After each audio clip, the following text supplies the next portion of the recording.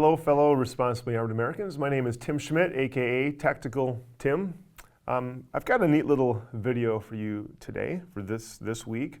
I'm going to talk about my current carry knife and my pocket carry knife that I pretty much carry with me everywhere I go. And I say current because I seem to go through these every 3 or 4 months, and I'll talk about why that is in a second. But this one has actually been staying with me for a little bit longer than normal, and I'll talk about why that is as well. So the knife that I have in my hand right now is a Cricket, aka Columbia River knife and tool, and the model is the Ignitor T. You can get these at Cabela's, pretty much any sort of store like that. They probably cost somewhere between $45 and $65. They have the Zytel-like handle area, which has this nice machining, so it's really nice, easy to hold. Has a super heavy-duty pocket clip on it, which is actually one of the things I like the most about it. Now you may be wondering at this point in the video, you're probably thinking, Tim, I'm looking at the knife, but I can't help but stop staring at that ugly bandage you have on your thumb. What's that all about?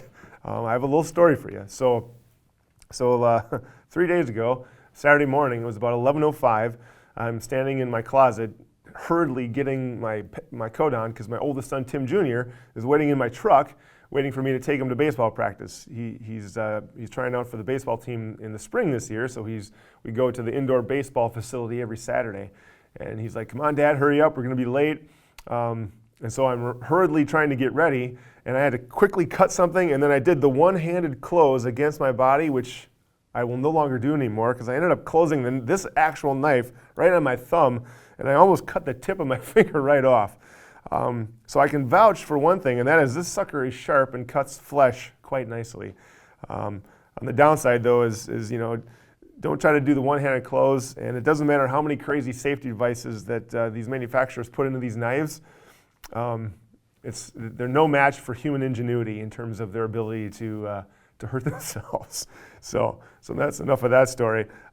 So one of the things I really like about this knife, and this goes to the reason why this knife has been with me so long, is that it actually has a legitimate heavy-duty clip. I can't tell you how many of these clips. I mean, typically all the knives when they wear out, it's because these clips they're supposed to be spring steel. Either they use in cheaper lower quality spring steel, or the design isn't well or good enough, and the clip experiences plastic deformation, thus causing it to stay open. And if you can't clip it to your pocket, it's pretty much useless. Whereas this baby, I think I've had this for over 7 months, and the clip is still as good as it was the day I got it. So that's one of the reasons I like this knife a lot. Obviously, as I demonstrated before, it cuts well, especially thumb material.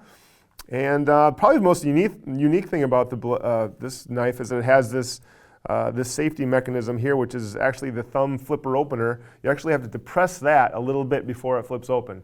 Now, in general, I'm not a big fan of all these newfangled safety mechanisms that these manufacturers are putting on their knives, because quite frankly, the way I look at this is that, hey, you're buying the knife. If you cut yourself, well, it's your fault. You're a dummy, just like I did.